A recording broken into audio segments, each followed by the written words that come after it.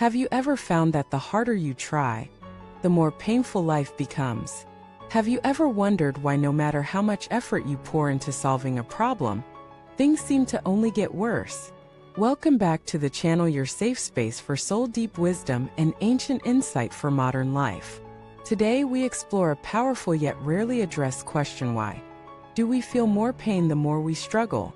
Why does fighting life head-on often leave us exhausted, rather than victorious?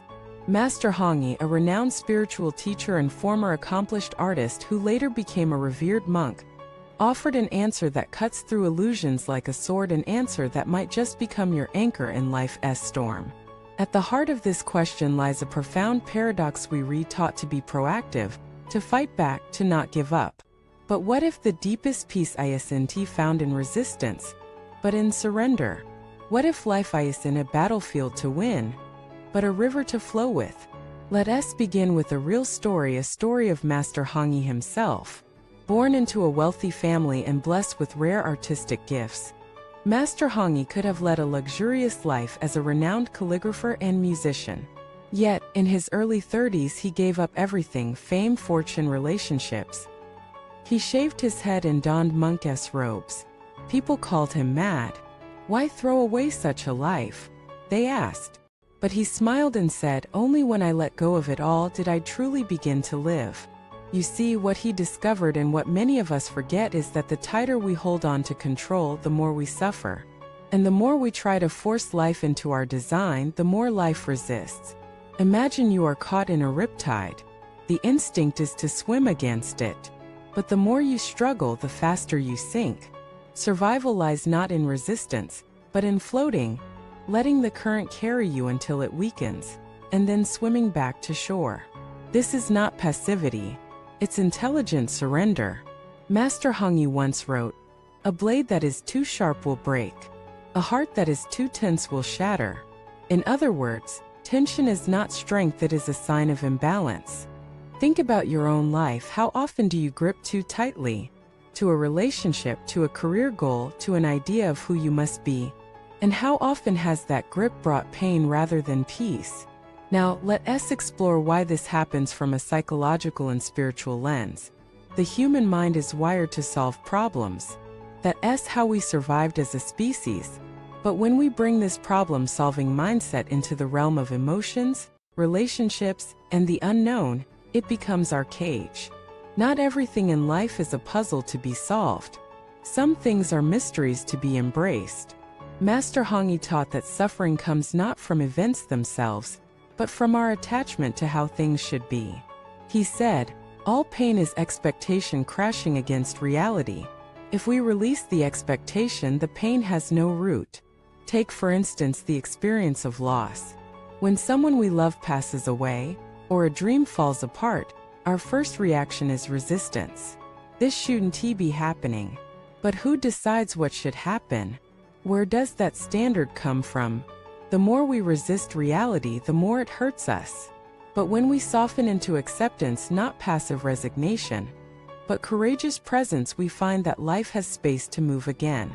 I once met a woman who had been trying to conceive for 8 years. She did everything: doctors, treatments, prayers. Each failed cycle brought deeper despair. Until one day she stopped. Not because she gave up, but because she decided to live with her life, not against it. She began painting, traveling, laughing again. A year later she got pregnant, not because of effort, but because she finally let go of the war inside her. This is the magic of non-striving. In the words of the Tao Te Ching, do nothing, and nothing is left undone. This doesn't mean inaction. It means acting in harmony with the natural flow of life, not pushing the river, but swimming with its current. Master Hongyi's philosophy mirrored this. He believed that true spiritual practice is not about doing more, but about unlearning the fears, stories, and compulsions we mistake for identity. He would often retreat for days without food, not as punishment, but to realign his desires. He wrote letters, composed poems, but only when the words came through silence, not force. His life became a lesson in how much more emerges when we stop trying so hard. But let us be honest, it's not easy. We live in a world that rewards striving. Hustle culture tells us that if we aren't constantly moving, we're falling behind. But what if stillness is the ultimate power? What if the most radical thing you can do is pause? Let me tell you about a man I once coached, a Wall Street executive, burned out, sleepless, on the verge of collapse. He came to me not for career advice, but because he had forgotten how to feel. He thought the solution was another promotion. I told him to sit by the river for a week with no phone, no agenda, just sit. He resisted, said it was stupid. But he did it. On the fourth day, he wept like a child. Not because anything bad happened, but because he remembered what peace felt like. Struggle often drowns the very peace we seek. You see, pain is not the enemy. Resistance is. Pain is a teacher. But when we fight it, we turn it into suffering. Master Hongyi believed in facing pain not as something to conquer, but as something to bow to. Suffering, he said, is the fire that burns away illusion. But only if we let it. If we resist it, we only scorch ourselves. Let us return to the question that began this video: why does more struggle bring more pain? Because struggle is rooted in fear. In not enoughness. In the belief that unless we do something, we are worthless. But your worth is not measured by your output. You are valuable simply by being. Here is a practice inspired by Master Hongyi. When you face a problem, ask yourself, what am I trying to force? Then breathe. Sit. Let it be. Don't jump to fix it. Don't judge it. Just let it exist. In that space, you will find that solutions often arise not from control but from presence. In Zen, they say when you let go of the rope, the knot unties itself. We don't need to work so hard to be loved, to be seen, to be enough. The more we try, the more we forget that we already are. Master Hongyi was a living embodiment of this truth. He let go of everything and found everything he truly needed. He gave up the world's applause to hear the silence of his own soul. He once wrote, "The lotus grows in the mud, not because it resists the dirt, but because it surrenders to it." Let that sink in. Surrender is not giving up. It is giving in to life, to presence, to the mystery that is always unfolding beyond our control.